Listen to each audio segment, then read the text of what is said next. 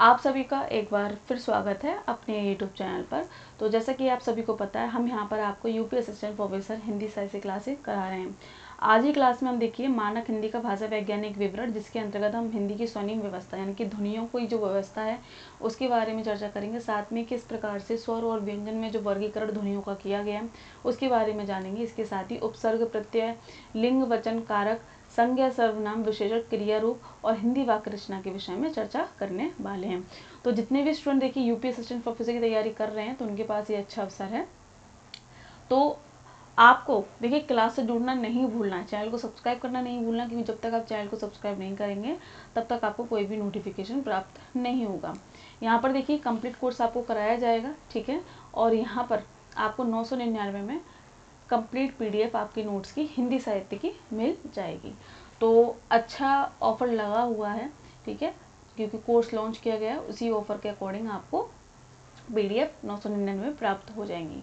अब यहाँ पर देखिए, देख लीजिए, क्लास शुरू कर लेते हैं कि हिंदी का भाषिक स्वरूप यानी कि जो स्वनिम व्यवस्था है, स्वनिम यानी कि जो आपके वर्ड है, ठीक है, उनका वर्गीकरण किस किस आधार पर किया गया। तो हिंदी वर्णमाला को देखिएगा स्वर और व्यंजन के आधार पर वर्गीकृत किया गया है। तो यहाँ पर अगर हम देखें, जैसे मोटा मोटा मान लिया जाए तो हिंदी वर्णमाला में कितने वर्ण हैं, 52 है। लेकिन कामता प्रसाद गुरु ने कितने बताए, इन्होंने 44 माने हैं, जिसमें इन्होंने क्या बोला, 11 स्वर हैं और 33 व्यंजन है, ठीक है। अब यहाँ पर देखिए सबसे पहले स्वरों का वर्गीकरण हम देख लेते हैं। तो देखिए प्रश्न यहाँ से बनते हैं, आपको नहीं भूलना है। और ठीक है, यहाँ से प्रश्न आपके बनेंगे तो आपको ध्यान में रखना है, जीवा की ऊंचाई के आधार पर जो स्वरों को बांटा गया है, किन भागों में बांटा गया है, आपको ध्यान में रखना है। विवर्त, तो विवर्त में क्या आएगा, आपका आ आएगा। अर्ध विवर्त में ए, ओ। अर्ध समृत में ए, ओ, ठीक है। समृत में ई, ऊ, ठीक है। तो ये आपको ध्यान में रखना है, हिंदी वर्णमाला आपको याद होनी चाहिए, तभी क्या है आप ये जो ध्वनियों का वर्गीकरण है तब आप ध्यान में रखेंगे। अगर जीवा के उत्पादित भाग के आधार पर देखें तो अर्घ स्वर यानी कि जब हम क्या है जिन ध्वनियों का उच्चारण करते हैं तो उस समय हमारी जीभ की क्या स्थिति रहती है, ठीक है। तो यहाँ पर अर्घ स्वर में ई, ए, जब आप खुद से बोल कर देखेंगे, ठीक है, जब आप उच्चारण करेंगे तभी चीज समझ में आएंगी। केंद्रीय मध्य स्वर में क्या आएगा, आपका छोटा आएगा, ठीक है। पश्च स्वर में क्या है, आ। जब आप उच्चारण करते हैं बड़े आ का या ऊ का, ओ का, तो इसमें क्या है, जो ध्वनि है वो किस प्रकार से आपके जो जीवा की स्थिति रहती है, तो उसके आधार पर आपको ये देखना है। प्रैक्टिकल आप करेंगे तभी क्या है ये चीज़ें आपको ध्यान में रखी जाएंगी। तो पश्च स्वर में देखिए आ, ऊ, ओ आएगा। ओष्ठ की स्थिति के आधार पर यानी कि हमारी जब ध्वनियाँ निकलती है तो हमारी होठों की क्या स्थिति रहती है। तो अवर्तुल या पृष्ठ शेष यानी कि ई, ए, तो इसमें देखिए जो होठों की इतनी बड़ी स्थिति नहीं है, लेकिन वर्तुल जब हम ऊ बोलते हैं, ओ बोलते हैं, ओ बोलते हैं, तो इसमें क्या है हमारे जो होठ हैं वो अपनी स्थिति में आ जाते हैं। अर्धवर्तुल, तो उसमें देखिए होठों की बीच की स्थिति होती है यानी कि आ, ठीक है। तो ये चीज आपको ध्यान में रखनी है। जीवा की पेशियों के तनाव के आधार पर जब हम क्या शिथिल यानी कि ऋषभ स्वर का प्रयोग करते हैं तो हमारी मांसपेशियों में खिंचाव कम होता है, तो उसे शिथिल बोलेंगे। लेकिन जब हम इसका उच्चारण ज्यादा करते हैं यानी कि दीर्घ स्वर, ठीक है, जैसे आ, ई, ओ, ठीक है, तो ये किस में आएंगे, आपके कठोर स्वर में आएंगे। आपको करना क्या है, ये आपको रटना नहीं है, आप बोलकर प्रयास कीजिए और फिर आप देख सकते हैं। अगर आप 3-4 बार प्रयास करेंगे सामने शीशे के सामने खड़े होकर, आपको पता चल जाएगा कि स्वर जो हमारे मुंह से हमारी ध्वनियाँ निकल रही हैं तो कौन सी हमारी जीभ की स्थिति बन रही है, होठ की स्थिति बन रही है, ठीक है, या फिर हमारी मांसपेशियों में तनाव की स्थिति बन रही है। तो ये आप आसानी से कर सकते हैं, लेकिन आपको प्रैक्टिस करनी पड़ेगी। रटेंगे तो देखिए भूल जाएंगे। मात्रा के आधार पर तो ऋषभ स्वर जिसमें क्या है कोई मात्रा नहीं होती, ठीक है। दीर्घ स्वर जिसमें मात्राओं का प्रयोग होता है। तो ऋषभ स्वर जिसका उच्चारण करने में कम समय लगे, जैसे अ, ई, उ, ए, ओ। और दीर्घ स्वर अब इनको ही आपको दोगुना बोल देना है, जैसे आ को आ, ई को ई, उ को ऊ, ठीक है। तो ये आपको ध्यान में रखना है। स्थान के आधार पर देखिएगा कि कंठ यानी कि जब आप आ बोलते हैं तो उस समय आपके कंठ की क्या स्थिति रहती है। तो इसमें कंठ में देखिए आ और अंगहा आ जाएगा।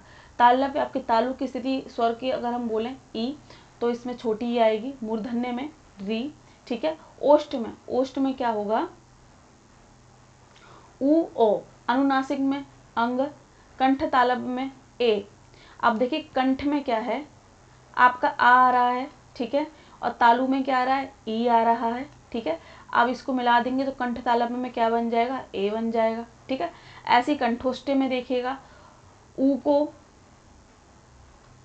आ से मिला दीजिए, क्या बनेगा, ओ बन जाएगा। तो ये आपको ध्यान में रखना है, ठीक है। ये स्वर का वर्गीकरण है जो आपको ध्यान में रखना है। अब देखिए व्यंजन का वर्गीकरण, जैसे कामता प्रसाद गुरु का क्या कहना है कि 33 व्यंजन है हिंदी वर्णमाला में, तो उसका वर्गीकरण देखिए अलग अलग चरणों में किया गया। तो उच्चारण के स्थान पर यदि हम देखें तो इसमें देखिए स्वर यंत्रीय काकल्य कौन सा वर्ड आता है, तो हा आएगा। कंठ में देखिए का, खा, ग, घ, न। बोलकर देखेंगे तो यहाँ पर कंठ की प्रायोरिटी ज़्यादा देखने को मिल रही है। तालव्य, जब जीभ तालु से छूते हुए जाती है या फिर जब जिसका उच्चारण करने में तालु एक्टिव हो जाता है, तो चा, छा, जा, झा, न, या, शा, ठीक है। मूर्धन्य टा, ठा, डा, ढा, डा, शा। वत्सर्ग में ना, ला, रा, सा। ओष्ठ या द्वेष्ट में पा, फा, भा, मा। दंतोष्ठ में बा, फा। उच्चारण के प्रयत्न के आधार पर यानी कि अभ्यंतर प्रयत्न, जैसे स्पर्श में, स्पर्श के अंतर्गत, स्पर्श व्यंजन के अंतर्गत आप क्या है, का, खा, गा, घा, टा, ठा, डा, था, यानी कि जितने भी स्पर्श व्यंजन है, 25 स्पर्श व्यंजन है, वो आपको ध्यान में रखने यहाँ पर हमने दे दिए हैं। स्पर्श संघर्षी व्यंजन यानी कि जो स्पर्श भी हैं और जब उनका उच्चारण किया जाता है तो उसमें घर्षण अधिक होता है, तो उसमें चा, छा, जा, झा। और यूपी असिस्टेंट प्रोफेसर में ये प्रश्न बना हुआ है, ठीक है। 2025 में जो एग्जाम हुआ था, प्रश्न यहाँ से बना हुआ है। संघर्षी में देखिएगा सा, शा, शा आएगा। पार्श्विक में ला, लुंठित में रा, उत्क्षिप्त ने डा, ढा, ठीक है। ये आपको ध्यान में रखना है। अंतस्था में यर, लवा, अर्धस्वर यानी कि स्वर भी है और व्यंजन भी है, तो यहाँ पर आ, वा। अनुनासिक, तो नासिक में जो आपके पंचमाक्षर हैं जितने भी, ठीक है, वो आपके अनुनासिक में आ जाएंगे, ठीक। अब उच्चारण प्रयत्न, बाह्य प्रयत्न के आधार पर यदि हम देखें तो अघोष। अब अघोष में क्या है, जिस समय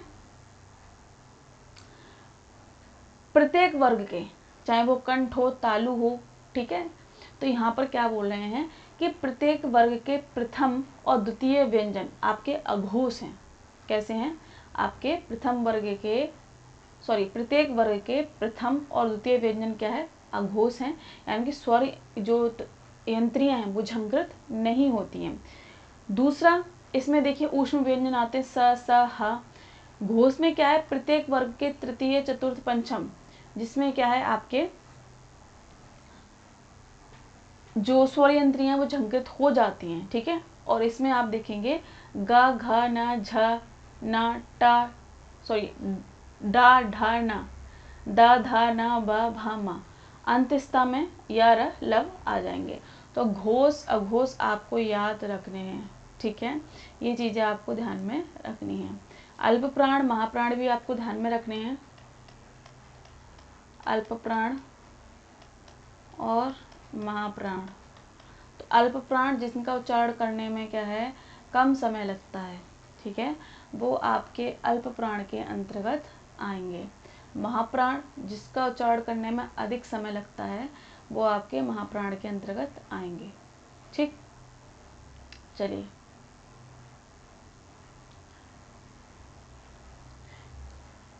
अब यहाँ पर देखिए उपसर्ग की हम बात कर लेते हैं।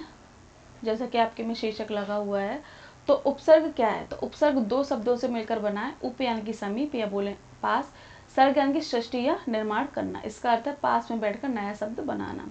तो उपसर्ग क्या होता है, जब हम कोई ऐसे शब्द को, ठीक है, किसी शब्द से जोड़ दें और एक नए अर्थ का निर्माण हो जाए तो वो उपसर्ग कहलाएगा। तो यहाँ पर देखिए विशेषताएं देख लेते हैं। इनका अपना स्वतंत्र अस्तित्व नहीं होता, यह स्वतंत्र रूप में वाक्यों में प्रयोग नहीं किए जा सकते, यह केवल मूल शब्द के आगे जुड़कर उसका अर्थ बदलते हैं। ध्यान देंगे, जो शब्द आगे जुड़ जाते हैं, ठीक है, इनका अगर उपसर्ग की यदि हम बात करते हैं तो उपसर्ग का क्या है, कोई स्वतंत्र अस्तित्व नहीं होता, ये शब्द के आगे जुड़कर क्या है, उस शब्द का अर्थ बदल देते हैं, ठीक। उपसर्ग के प्रकार हम देख लेते हैं। जैसे संस्कृत के उपसर्ग हैं जिन्हें तत्सम उपसर्ग भी कहते हैं, जैसे अति, अगर ये अंत के साथ जुड़ जाते हैं तो क्या हो जाएगा, अत्यंत, ठीक है। रूप, तो यानी कि अनु जो उपसर्ग है तो अनुरूप। वि, तो एक ज्ञान के साथ जुड़कर क्या है, एक अलग अर्थ देते हैं, विज्ञान। तो यहाँ पर ये चीज़ें आपको ध्यान में रखनी है। अब हिंदी के उपसर्ग जिन्हें तद्भव उपसर्ग भी कहते हैं, जैसे पढ़, ठीक है, तो इसका अर्थ क्या है, पढ़ना, ठीक है, लेकिन अगर इसके आगे अन लगा दिया जाए तो इसका जो अर्थ है वो चेंज हो जाएगा, यानी कि अनपढ़, ठीक है। चलिए, उर्दू फारसी के उपसर्ग ये विदेशी भाषाओं से आए हैं, जैसे कम, उम्र के साथ लगने पर कम उम्र, ठीक है, तो ये सारी चीज़ें आपको ध्यान में रखनी है। अंग्रेजी में उपसर्ग देखें तो सब, चीफ, तो यहाँ पर मिनिस्टर के आगे यदि चीफ लगा दिया जाए तो चीफ मिनिस्टर, तो यहाँ पर आपको जो उपसर्ग हैं वो शब्द के आगे लगकर क्या है, उस शब्द का अर्थ बदल देते हैं।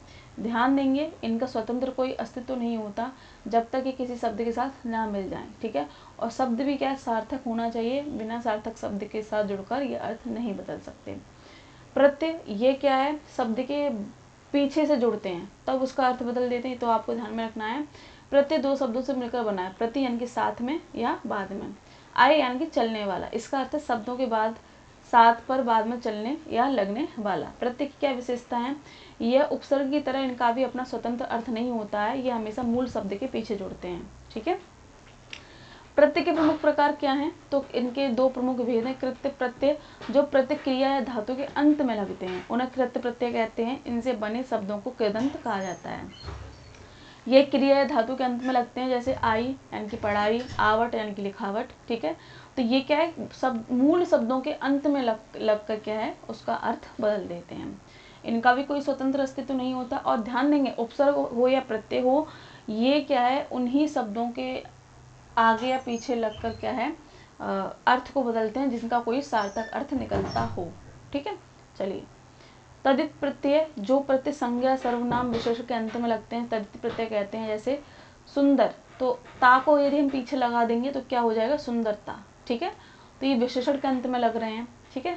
जैसे चतुर विशेषण है, लेकिन अगर हम इसके पीछे आई लगा दें तो चतुराई, ठीक।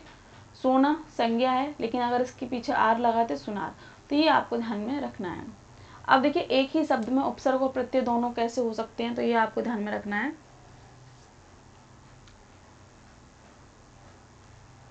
कभी कभी एक ही मूल शब्द में उपसर्ग और प्रत्यय दोनों का प्रयोग होता है। जैसे मूल शब्द है मान, ठीक है, अब इसके आगे आ लग गया और पीछे क्या है, इत लग गया, तो अर्थ क्या बन जाता है, अपमानित। तो ये भी चीजें आपको ध्यान में रखनी है। अब देखिए, हम बात कर लेते हैं लिंग की। तो यहाँ पर देखिए दो लिंग हमें देखने को मिलते हैं। हालांकि संस्कृत में देखिए नपुंसक लिंग भी पढ़ाया जाता है, लेकिन हिंदी में पुल्लिंग और स्त्रीलिंग पढ़ाया जाता है। तो पुल्लिंग क्या है, जिन शब्दों से पुरुष जाति का बोध हो उन्हें पुल्लिंग बोलते हैं, जैसे राजा, शेर, पेड़, घर, हिमालय। पुल्लिंग की पहचान के मुख्य नियम क्या है, देश और पर्वतों के नाम क्या है आपको पुल्लिंग में मिलेंगे, जैसे भारत, अमेरिका, चीन, हिमालय, आल्प्स, ठीक है, लेकिन श्रीलंका क्या है, स्त्रीलिंग में जाएगा। कुछ अपवाद भी हैं जो कि आपको ध्यान में रखने हैं। दिनों और महीनों के नाम क्या है आपके, किस में मिलेंगे, पुल्लिंग में मिलेंगे, ये आपको ध्यान में रखना है। सोमवार, मंगलवार, मार्च, अप्रैल, लेकिन जनवरी, फरवरी, मई, जुलाई ये स्त्रीलिंग में माने जाते हैं। ग्रहों के नाम सूर्य, चंद्रमा, मंगल, राहु, केतु ये पुल्लिंग के अंतर्गत आते हैं, लेकिन जो पृथ्वी है वो स्त्रीलिंग के अंतर्गत आती है। तो देखिए, अपवाद भी हैं, वो भी आपको ध्यान में रखने हैं। पेड़ों के नाम आम, नीम, बरगद, पीपल, लेकिन इमली क्या है, स्त्रीलिंग में आती है। भारी और मोटी वस्तुएं जैसे गट्ठर, रस्सा, पहाड़, संदूक के किस में आते हैं, आपके पुल्लिंग में आते हैं। ऐसे कौन से प्रत्यय हैं जो पुल्लिंग को प्रस्तुत करते हैं, जिनसे आप आसानी से पहचान सकें कि ये पुल्लिंग है। तो ये शब्दों के अंत में क्या है, आ लगाते हैं या आव लगाते हैं, पा, पन, का आता है। जैसे बुढ़ापा, लड़कपन, बहाव, गायक, ठीक है, तो ये आपको ध्यान में रखने हैं। अब स्त्रीलिंग, तो जिन शब्दों से स्त्री जाति का बोध होता है उन्हें स्त्रीलिंग कहते हैं, जैसे रानी, शेरनी, नदी, घड़ी आदि। अब देखिए, कौन कौन सी नदियों के जो नाम होते हैं वो इसमें स्त्रीलिंग में आते हैं, लेकिन जो सिंधु और ब्रह्मपुत्र, सोन नद है, ये पुल्लिंग है, ठीक है। भाषाओं और लिपियों के नाम क्या है आपके, किस में आएंगे, स्त्रीलिंग में आएंगे। तिथियों के नाम क्या है आपके, स्त्रीलिंग में आएंगे। छोटी और कोमल वस्तुएं जिन, तो वो किस में आएंगे, स्त्रीलिंग में आएंगे। किराने के सामान जैसे हल्दी, मिर्च, सौंफ, इलायची आपके स्त्रीलिंग में आएंगे, जबकि जीरा, धनिया, नमक पुल्लिंग के अंतर्गत आएगा, ठीक है। विशेष प्रत्यय क्या होते हैं, जब हम पहचान सकें कि ये स्त्रीलिंग है। और देखिए, आपको ध्यान होगा जिन्होंने भी जीडीसी, यूपी जीडीसी का एग्ज़ाम दिया है, ठीक है, तो उसमें ये प्रश्न बना हुआ है कि यहाँ दिया हुआ था और इसमें ये छांटना था कि स्त्रीलिंग में आएगा या पुल्लिंग में आएगा। तो यहाँ पर ध्यान में रखना है कि स्त्रीलिंग का यदि आपको पहचान करनी है तो उसके पीछे ई, इया, ता, आई, आहट, वट आता है। ठीक है, जैसे लड़की, सुंदरता, भलाई, घबराहट, सजावट। ठीक है, तो ये चीज़ आपको ध्यान में रखनी है। कुछ ऐसे शब्द होते हैं जो नित्य पुल्लिंग नित्य स्त्रीलिंग होते हैं। जैसे नित्य पुल्लिंग जैसे कौवा, तोता, मच्छर, चीता, भालू, ये हमेशा पुल्लिंग में आएंगे। लेकिन अगर इनको स्त्रीलिंग बनाने के लिए बात की जाए तो कौवा को मादा कौवा या मादा मच्छर बोला जाएगा। नित्य स्त्रीलिंग जैसे कोयल है। ठीक है, अब कोयल का पुल्लिंग कैसे बनेगा, तो नर कोयल बोल दिया जाएगा। ठीक है, छिपकली का अगर पुल्लिंग बनाना है तो नर छिपकली बोल दिया जाएगा। तो ये भी कुछ चीज़ें आपको ध्यान में रखनी है। अब यहाँ पर हम बात कर लेते हैं हिंदी व्याकरण में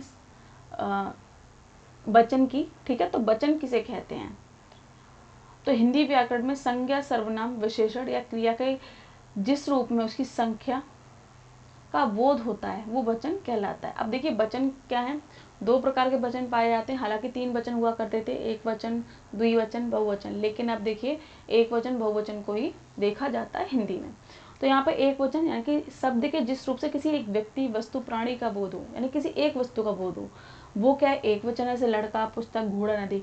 बहुवचन क्या कि शब्द के जिस रूप से एक से अधिक व्यक्तियों, वस्तुओं, प्राणियों का बोध हो तो उसे क्या है बहुवचन कहते हैं, जैसे लड़के, पुस्तकें, घोड़े, नदियाँ। एक वचन से बहुवचन बनाने के नियम कौन कौन से हैं, आ को यदि ए से बदल दिया जाए, ठीक है, यानी कि आकारांत पुल्लिंग शब्दों में अंत में आ की जगह ए लगाते हैं तो क्या बन जाएगा, आपका बहुवचन बन जाएगा। जैसे लड़का, तो अगर हम ए लगा दें तो लड़के। ठीक है, तो ये बहुवचन हो गया। आ को ए लगा दें, जैसे आँख को आँख हैं। ठीक है, किताब को किताब हैं। तो यहाँ पर बहुवचन में ये बदल जाएगा। चलिए आगे देखिए, स्त्रीलिंग की यदि हम बात करते हैं, सॉरी बहुवचन की यदि हम बात करें तो ई के साथ इया लगा दें। ठीक है, तो ये बहुवचन में बदल, जैसे लड़की, लड़कियां। अब देखिए अपवाद इसमें देख लेते हैं कि आदर प्रकट करने के लिए बड़ों या आदरणीय व्यक्तियों के लिए हमेशा बहुवचन क्रिया का प्रयोग करते हैं। जैसे पिताजी आ रहे हैं, तो यहाँ पर एक बहुवचन का प्रयोग हो रहा है। ठीक है,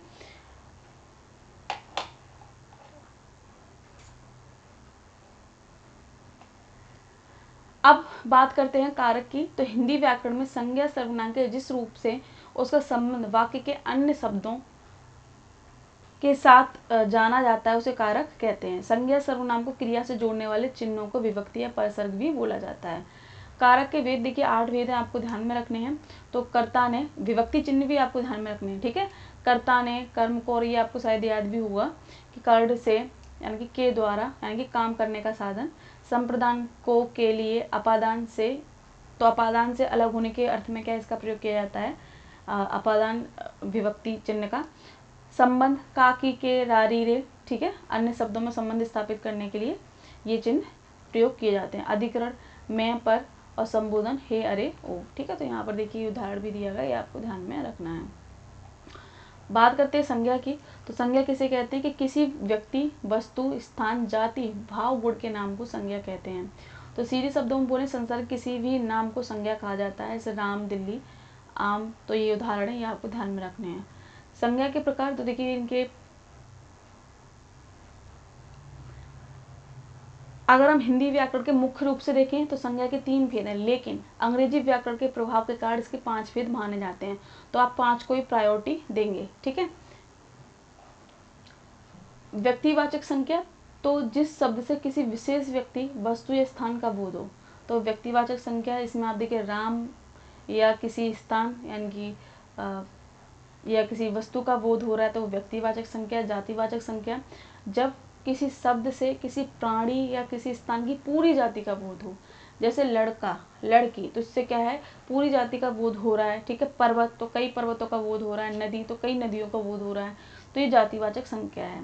भाववाचक, जब क्या है किसी शब्द से गुण, दशा, स्वभाव, कार्य, भाव का बोध होता है तो इसे क्या है भाववाचक संज्ञा बोलते हैं। जैसे मिठास, बचपन, क्रोध, ईमानदारी, बुढ़ापा।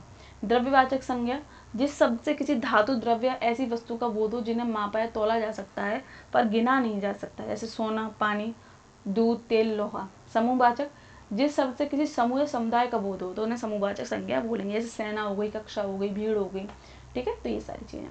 चलिए सर्वनाम, तो सर्वनाम किसे कहते हैं, तो संज्ञा के स्थान पर प्रयोग किए जाने वाले शब्दों को सर्वनाम कहते हैं। इसका प्रयोग वाक्य में बार बार संज्ञा के दोहराव को रोकने के लिए किया जाता है। उदाहरण के लिए मैं, तुम, वह, हम, आप, कोई, कुछ, कौन, क्या, ठीक है। तो ये आपको ध्यान में रखना है। सर्वनाम के कितने भेद हैं, 6 भेद हैं।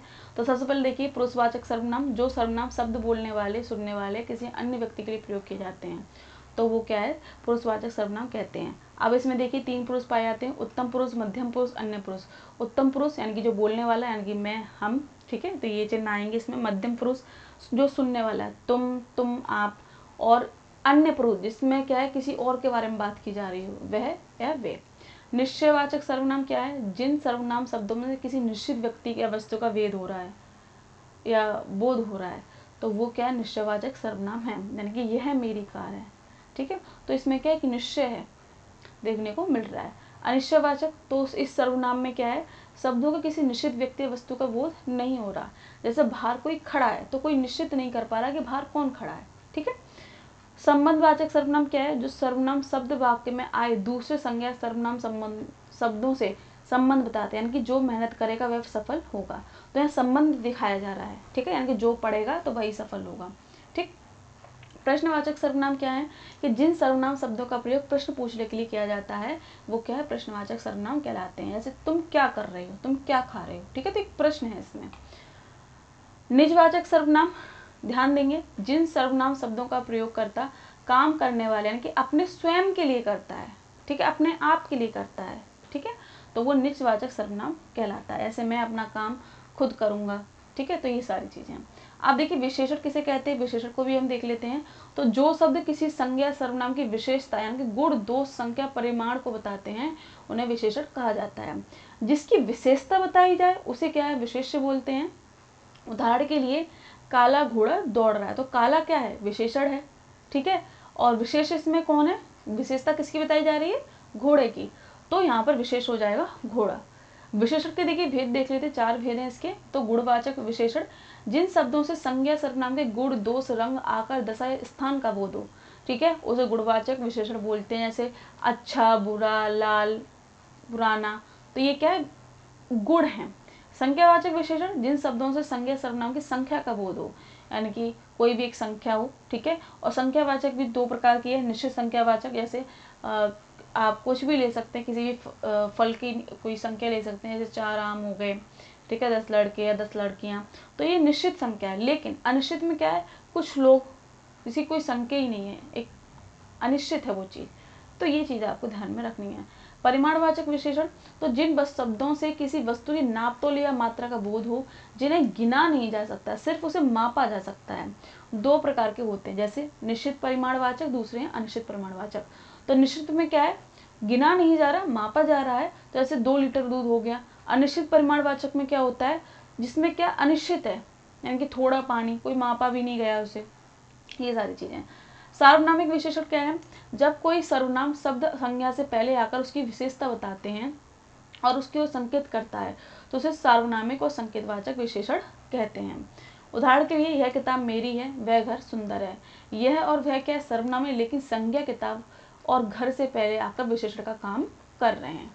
तो ये आपको ध्यान में रखना है। तो यहाँ पर देखिए विशेषण से संबंधित जो महत्वपूर्ण तथ्य थे वो हमने जाने। अब हम बात करेंगे क्रिया की। तो क्रिया कहते किसे हैं, तो हिंदी व्याकरण में क्रिया का अर्थ है जिस शब्द से किसी काम करने का बोध होता है, ठीक है, उसे क्या है, क्रिया कहते हैं। तो क्रिया के विभिन्न रूपों को उनके कर्म, रचना, काल के आधार पर विभाजित किया गया है।